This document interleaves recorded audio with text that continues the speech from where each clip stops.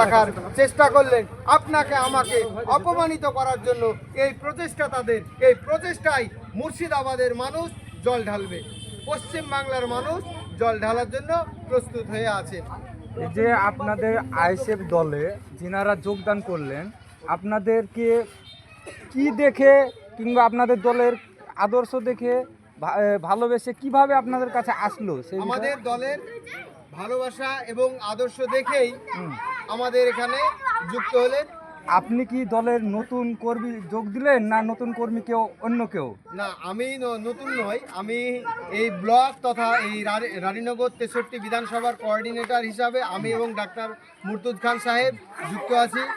আর আমাদের সাথে প্রত্যেক দিন প্রতিনিয়ত প্রতিটা বুথ থেকে ফোন আসছে যে আমরা ইন্ডিয়ান সেকুলার ফ্রন্টে যুক্ত হব, আইএসএফের ঝান্ডা হাতে নেব। আমরা প্রতিদিন এইভাবে আপনাদের এখানে যেমন আজকে এসেছি, এইভাবে প্রতিদিন প্রত্যেকটা জায়গায় আমরা ছুটেই চলেছি প্রতিনিয়ত।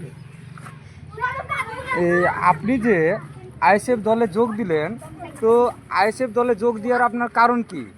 কোন দল থেকে এসছেন?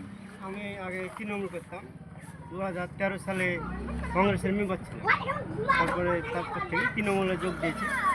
এখন আইএসএফের আদর্শ ভালো লাগছে, সেই জন্য আমি আইএসএফ দলে যোগ দিলাম। দর্শক, আপনারা শুনলেন শাসক দলের যে দুর্নীতি, যে মানুষের সঙ্গে অত্যাচার, তার বিরুদ্ধে রুখে দাঁড়াবার জন্য শত শত মানুষ আইএসএফ দলে যোগদান করেছেন।